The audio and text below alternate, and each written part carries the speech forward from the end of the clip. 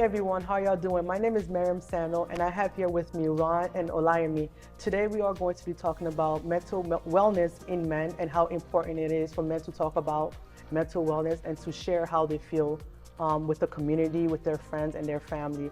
So our main guest today actually is Ron. Thank you for coming on here, Ron, last minute. I appreciate you coming on here. Happy to be here. It's a change of scenery, and I'm sure that we're going to take a lot from you. And of course, Olayemi, I'm sure you're going to have a lot to contribute to this with your experience in the field as well. Yes, of course. Thank you, Ron, for coming on the show. It's really nice to meet you. Thank you. And as a mom of boys, you know, this is a conversation that I'm actually looking forward to. So, Ron, you're on the hot seat. Let's get rolling. Yeah, please do educate us a little bit about Well, you know, mental health wellness is a big thing, right? It's probably the least talked about thing that we have discussed. And even when you think about today where we're at in society, we're in 2024. There probably should have been a whole mental health wellness day. And when you look at something, even let's say COVID, for example, that's post-traumatic stress, right? You had the whole world that went under mental health duress, if you will, and it wasn't addressed as a mass thing. Yeah. So you have the whole world is probably suffering, and no one ever got therapy on a mass level, right? Everyone talks about the physical side effects of what happened, but no one's talked about the mental side effects, right? And so it's the same thing when you think about mental health wellness, especially when it comes to with men, and especially men that look like myself, right? We are taught culturally to suppress, denial, and deflect. But the thing about emotions is that you can't suppress them, you can't really deflect them, right? And anything that you try to push down, it comes out in different ways. So now you have passive aggression, right? You have explosive behavior, you have regular aggression, right? And then you have drug abuse, right? So, and then, you know, in some other ways, you could even talk about excessive promiscuity. These are all ways that we cope and deal with the emotions that we're not allowed to express. And most of us in our rearing childhood days wasn't provided healthy foundations and spaces to express ourselves emotionally. You know, you look like this, you gotta shut up.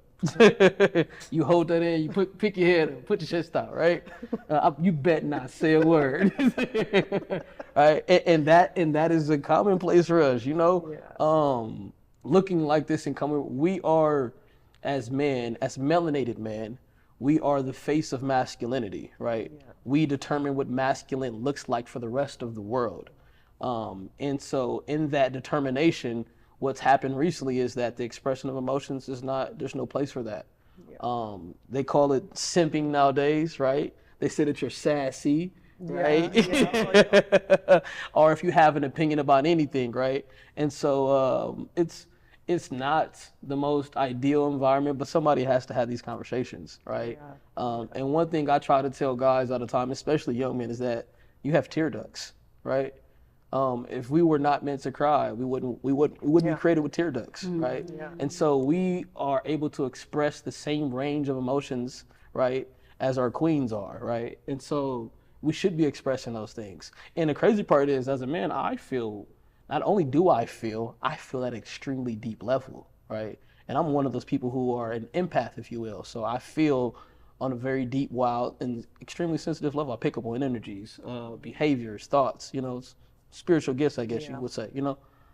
But without having that place for those conversations and for that expression, we're left with an impartial society.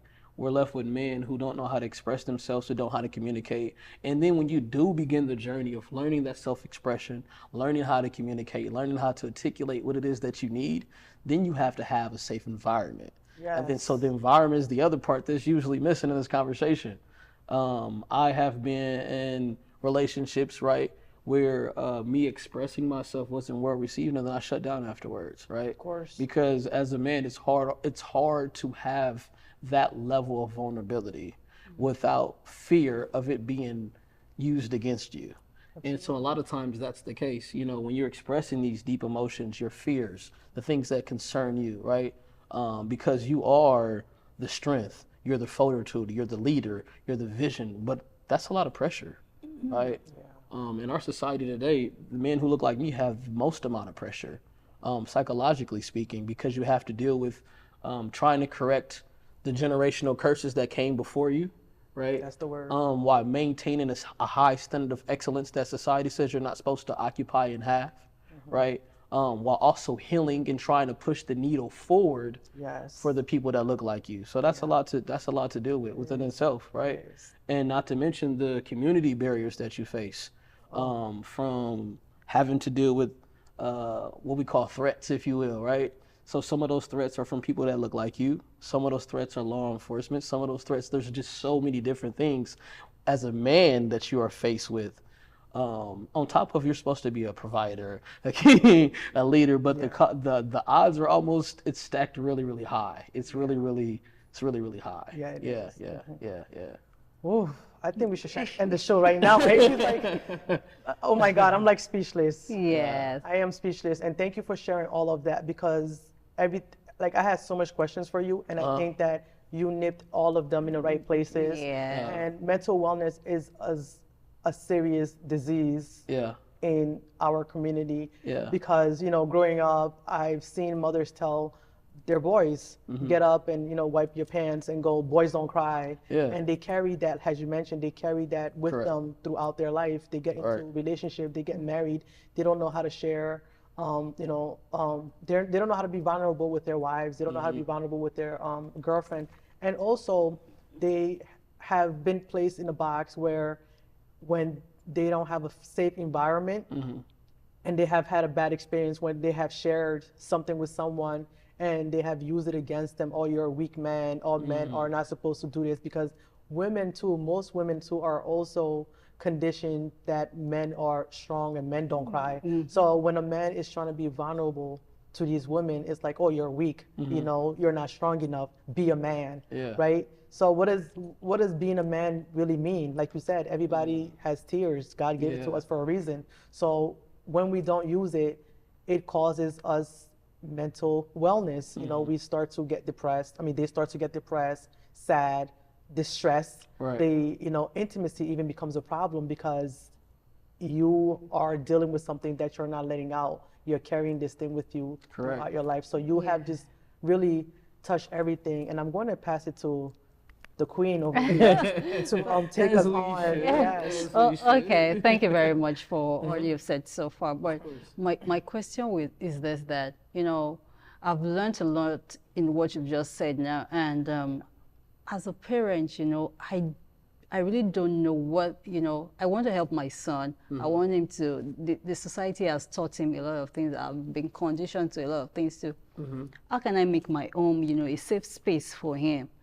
So that I'm going to be the go-to mom. You're a man, you've been a boy, a teenager, now a man of your own. So how do you think the home could have been a better space for you, to help build you? Yes. Well, I think, one, writing, right? I think expression of any form is a good start. Teach them to express themselves. Whether that expression is through art, right? It's through journaling. Me, I write. And I'm a very big advocate. I advocate writing. I do.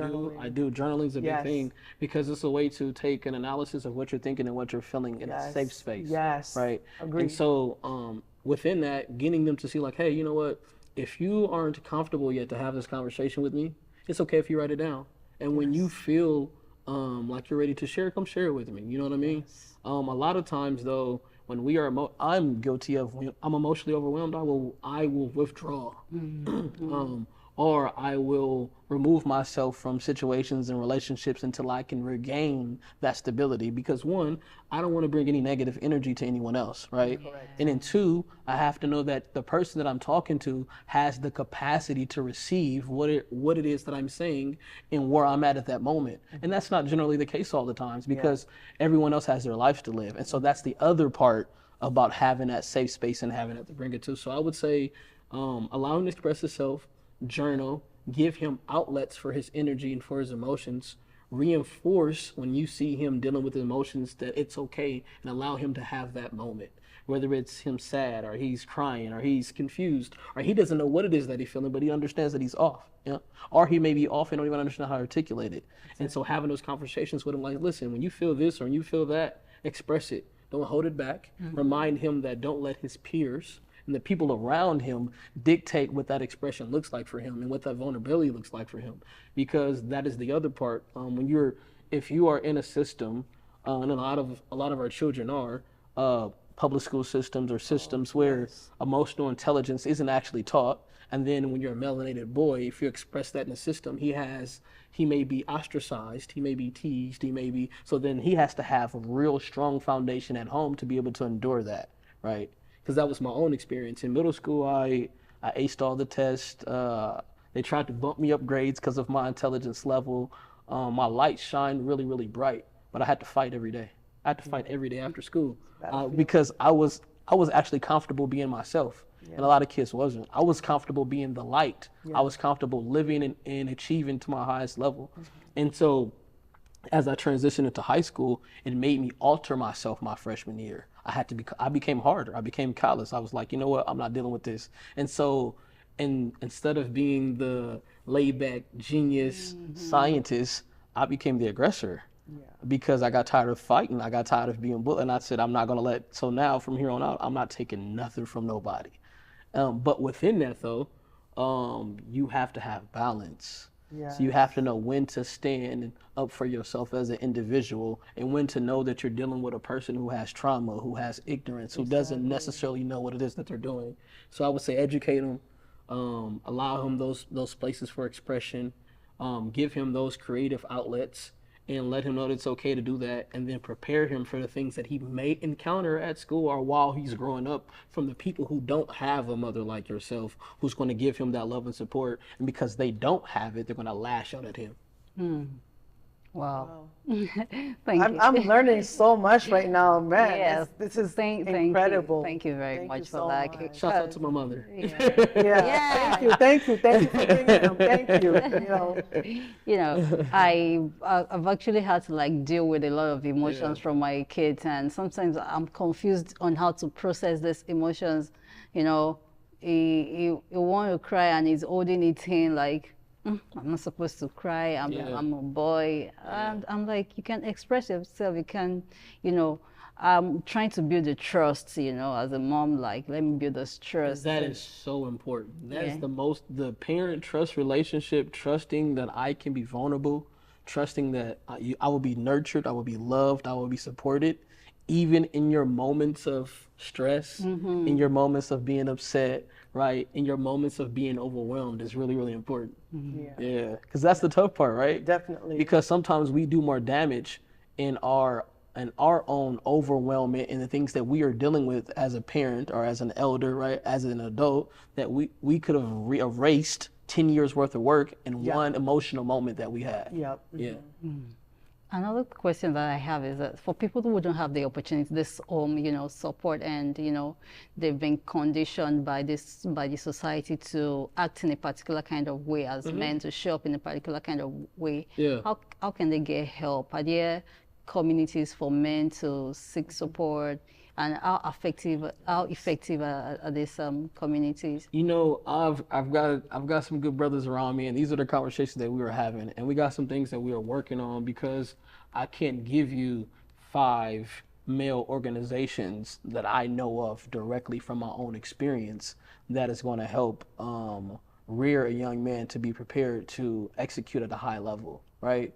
And so don't get me wrong, there's organizations here that are helping the youth, but I think there's a capacity that they are limited to, right? And I feel like sometimes when a young man is extremely ambitious or he wants to do something that is bigger than that capacity, there's no outlet or no support for that, Or they make fun of him. Yeah.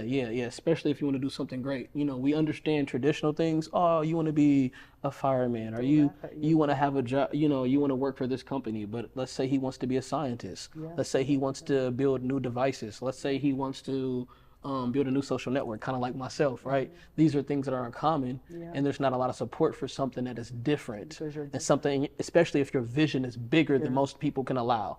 So then now you have to, you run the risk of putting yourself into digestible pieces or making yourself smaller, right, to be accepted for other people, which they're afraid of not being accepted. Correct. And that was something I had to deal with. I think when you are growing up, especially if you have if you feel a lot and you think a lot, it puts you in a different position. Yeah, definitely. And if you are really pure and you live a different way, Yes. it's hard to maintain certain connections and have that when you live in a way that's different than most people. Absolutely. Right? Yep. Yep. Yeah. Even as a woman, I deal with this. What we're talking about, men. When you think different and you are different and you choose to be different, Right. it is hard to, be around people who, I don't want to say think lower than you, Right. but that don't have the ambition that you have. Correct. So all of a sudden you become weird. You become you're too much. Yeah. You become you're Yeah. too loud. Yeah. You become you think you're too good. So Yeah. all of that happens, and again, it's something that young males also deal with because I work with juvenile males, youth in the juvenile system. Yeah. Or sometimes I work with programs that try to prevent them from going into the juvenile system. And a lot of times, as you mentioned before, they are keeping so much inside that the only way they can express their feeling is through aggression, right? And by doing that, they start hanging out with, bad influence, wrong people. They start doing things just to be accepted. Correct. I work with this youth, and he is, when I say intelligent is not even a word, he is so smart. Yeah. And he did express to me everything he wanted to do. But guess what? He's not doing any of those. He just rather hang out in the streets because he wants to belong. Right. He wants them to say, oh, he's cool. And he's out here cursing and doing all of those things. But it is not even him, because when you speak to him intellectually, his vocabulary is even better than mine. Right. But when he's around his friends, he kind of dims Yes. himself Dims just him. to be accepted and just to fit in. So I agree with everything you were saying, because I've seen all of them, half of them, if not all of them. And it is just, I wish that there is more organizations that would shed light on this. And I know that there are organizations that help the youth and the young males, but I don't know about them supporting what they want to do, because if someone goes in there and says, I want to be a scientist, and this organization is trying to help them believe in themselves, they might not necessarily look at this black male youth and say, oh, yeah, you could be the best scientist in the world. What they try to do is trying to make him believe that he could do something else, like show him something else. Oh, how about Correct. you try doing this? Exactly. Scientists don't make that Exactly. much money or whatever. Exactly. So, because that's happening, they also get scared again to Right. come out and say, I want to do this and I want to do that. And you said something earlier, and I wanted to, this is a confliction, right?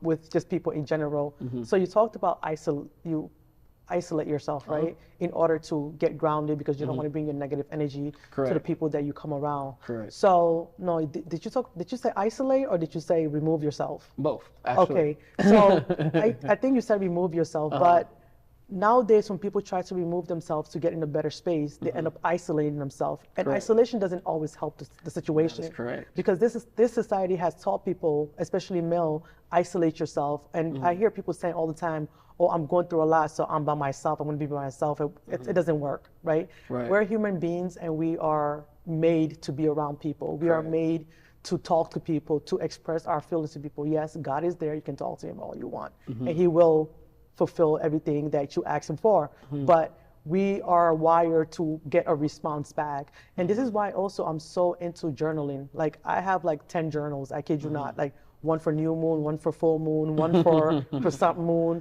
one, like, I have journals for everything, my accomplishment. I even have a vision book, right? And the reason why I have that is not because I don't have people to talk to.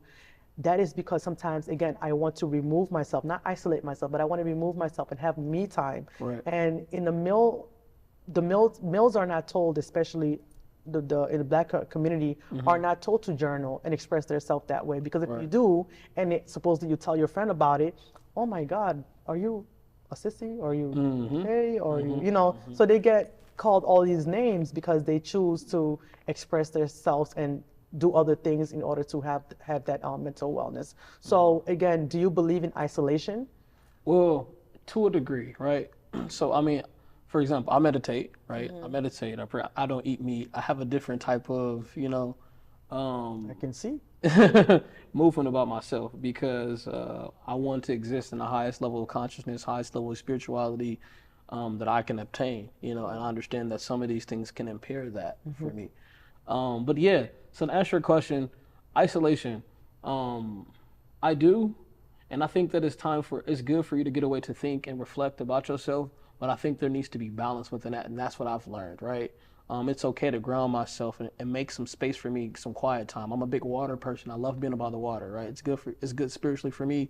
It helps cleanse my spirit, cleanse my mind, and helps ground me. Same thing as putting my feet on bare earth. I like actually physically grounded. Yes, take the shoes off, put them on dirt, put it on soil, and become one with the earth, because you need that. And the earth has all the healing properties that you need, right? Everything is designed in place for us to be able to heal ourselves, to be able to treat ourselves. But we've got a lot of barriers and a lot of noise, right? So societies, there's a lot of noise and there's a lot of distractions to get us away from these things that are actually really important for us. But yes, isolation, I'm working on that because I love my space, but you have to be careful with that, because within that space, like you said, you'll get away from everyone and you become disconnected. Yeah. And that disconnection is easy to become, especially if you're a high level thinker, right? So then you get to thinking and breaking down reality. You're like, man. I asked that question because it was kind of personal to me. And I see a lot of males doing it, they just isolate themselves. They don't pick up their phone. Especially those in a relationship. You're in a relationship and you isolate yourself and your partner can't reach you. That's scary. And it gets worse, because if you're a thinker, you'll just be home thinking about all the negative things and not the positive things, about how bad your life is and how all the regrets you have in your life. So yes, to an extent, isolation is good to work on yourself, but then you have to come back and just be face present. reality. And that's what I've been putting a lot of effort on, is being present. Yeah. Because you'll find yourself thinking about a lot of things in the past. This person did this. I was hurt by this. I was hurt by that. Yes. And you got to let that out and let it flow. And it's good to feel those emotions, but be present. Because right here in this moment, that's where your health is at. That's where your healing is at. That's where your growth is at, right? Yeah. Right here in the present moment. Yeah. And so, you're right. Right. And there's a reason why they say the car windshield is this big and the mirror is this small, because what's in front of you is more important than what's behind you. And I'm in the present right now. I've learned a lot of things. So, it's actually, it's a tough one, when you're holding on to the baggage from the past and you still want to enjoy the present and look ahead. It's really tough. But I think why most people isolate, or detach themselves from the world is because they don't even know whom to trust. Have you ever shared your business with someone and before you know it's out there? That's what I said earlier about males. That has happened to so many men, and they just get in relationships and don't share anything. It has happened to, I think, every one of us. That can actually break you, because there are some things that, when you're confiding in those people, you're like, this is really dear to me. This is something that has touched my life. And, maybe you were molested as a child and it's not something you want to share with the public, and you shared with a friend, and before you know it, what she had to wear, it's because she was molested as a child. It's because of it. And that, I think that's what holds most people back from actually sharing, and I also want to ask, you talked about spirituality and mental well-being. How can you, infuse the two together and, achieve a good level of your, Well, prayer is me speaking and requesting, right? Meditation is me receiving, right? Okay. And so you need the balance of both, right? You need to be able to speak, but we have one mouth and two ears. And so my personal experience, it's almost more important to pray and get it out, but you would almost want to spend twice as much time meditating so you can receive that prayer back and get what you asked for back into you. But if you're not still, right, if your spirit's not still, you're not grounded, how can you catch what it is that God's trying to give to you? How can you receive if there's too much noise? And so that's the beautiful thing about meditation, because you can quiet yourself.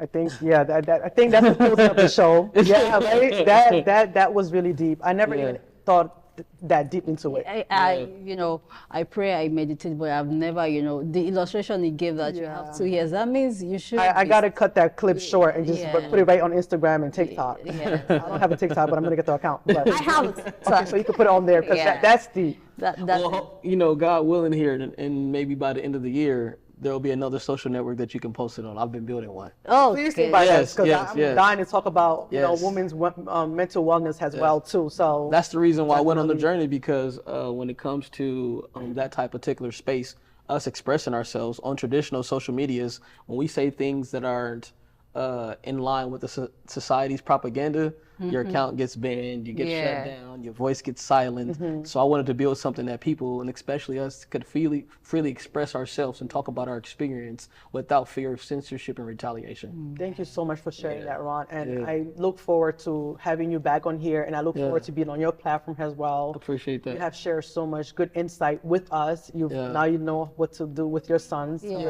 have a soccer team there. And I'm going to walk out of here today just having a different point of view on, you know, everything that I thought I knew. So I had to kind of learn things and, you know, look at things from different perspectives now. Questions are your best friend. My mom, that was one of the greatest lessons that my mother taught me, was the quality of your questions is a reflection of the quality of your life and the quality of your relationships. Guess what? She's teaching me the same thing. Yeah. So you know, because when you ask me those questions, you know, as a parent, when you are in relationships, you know, what can I do to help you feel more comfortable? What does it look like when you begin to shut down? What does it feel like for you when you reach a space when you're uncomfortable but you don't know how to express it, right? And you get to asking those questions, that you can get the answers that you need. Definitely. Thank you so much. Thank you for coming on here. I appreciate it. I wish we had more time, but we don't. Thank you everyone for watching. I hope you take something from this conversation today. Just go to my YouTube channel and everything will be there. Subscribe, like, and if you want any information about Ron, please do reach out. I will be more than happy to give it to you. And Olayemi, it's a tongue twister. It's a tongue twister. I was saying it, she just distracted me. So thank you for Olayemi, yes. Thank you for coming on here. I really appreciate you always coming on here. She is not a guest. Thank you, everyone. Thank you for watching, and we hope to see you soon. Ciao. Thank you.